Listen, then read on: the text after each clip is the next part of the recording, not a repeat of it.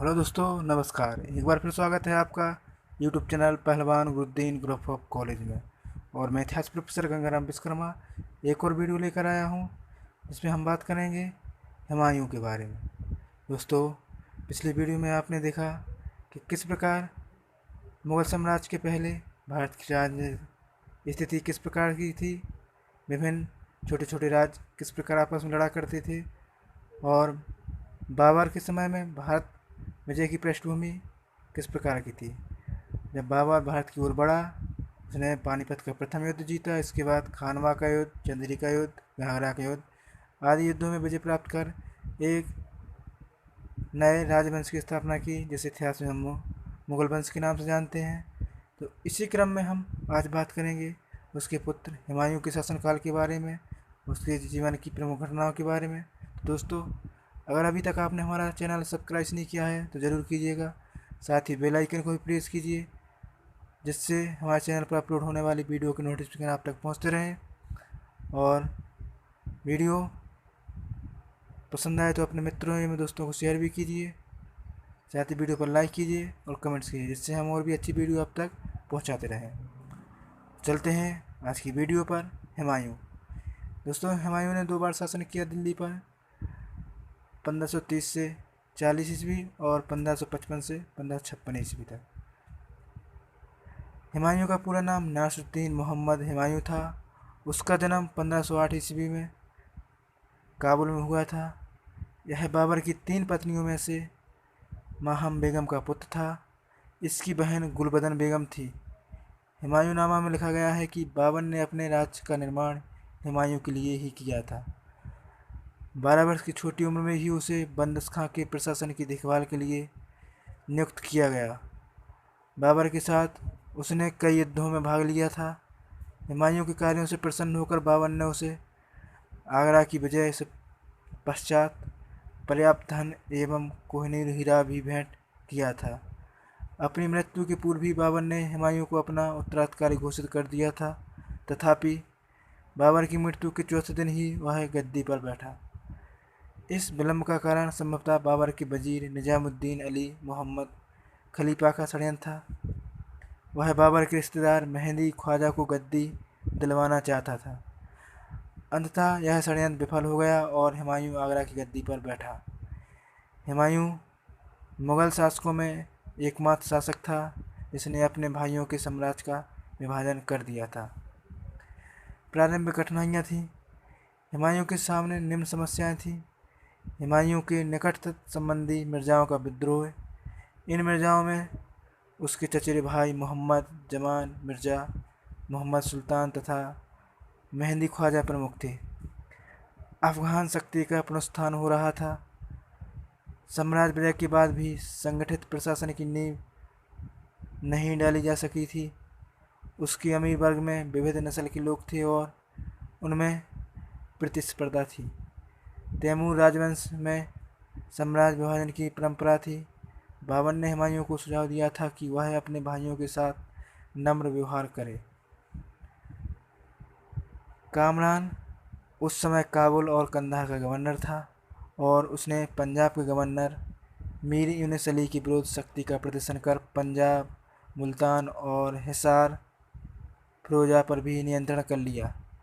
कुछ इतिहासकारों का मानना है कि हिसार फिरोज के हाथ से निकल जाने से हुमायूं को बड़ी क्षति हुई, क्योंकि इस क्षेत्र में बहुत बड़ी संख्या में लोग सेना में नियुक्त होते थे।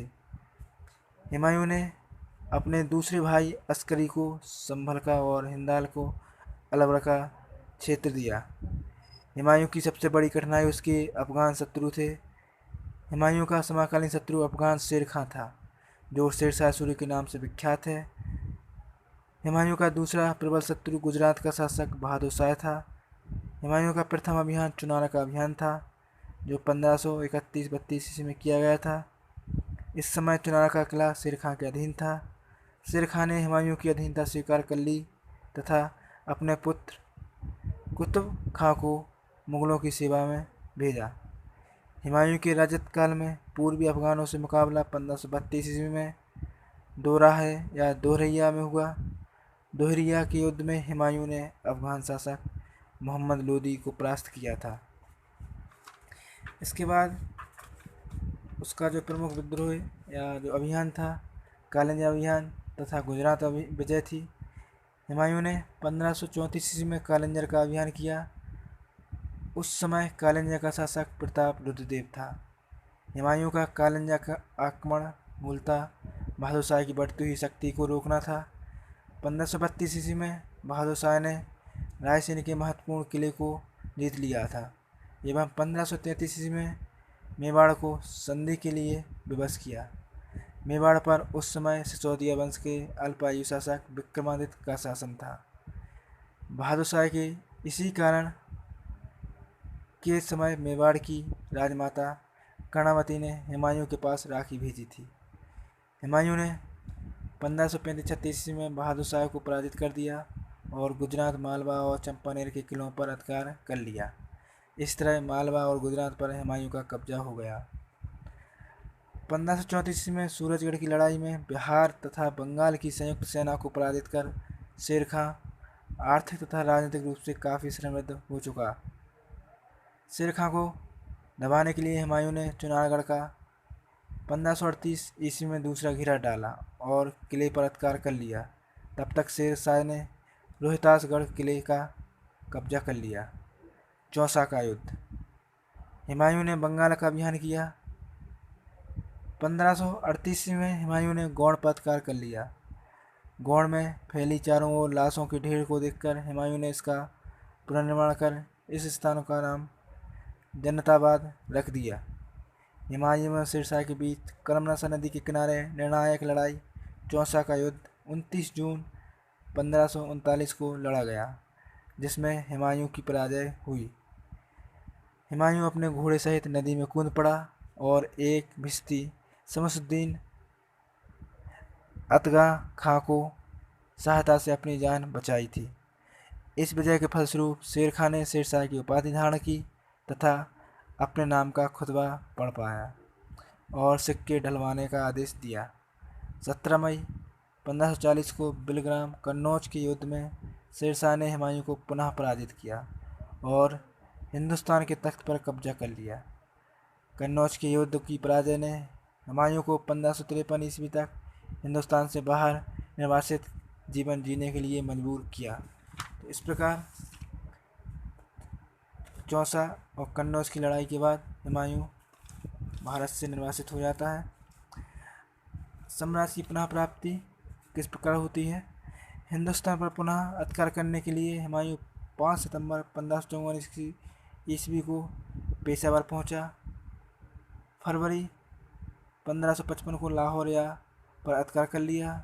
नसीब खां एवं तातर खां के नेतृत्व में अफगान सेना को सतलज नदी के किनारे लड़े गए मच्छीवाड़ा के युद्ध यानी 1555 ईस्वी में हुमायूं ने पराजित किया। फलस्वरूप संपूर्ण पंजाब पर मुगलों का अधिकार हो गया। 1555 ईस्वी में ही मुगलों एवं अफगानों के बीच सरहिंद नामक स्थान पर युद्ध हुआ। इस युद्ध में अफगान सेना का नेतृत्व सिकंदर सूर कर रहा था तथा मुगल सेना का नेतृत्व बैरम खां ने किया। अफगान पूरी तरह पराजित हुए। 23 जुलाई 1555 ईस्वी को हुमायूं ने दिल्ली में प्रवेश किया और 15 वर्ष बाद तक एक बार फिर दिल्ली यानी भारत के बादशाह का ताज पहना।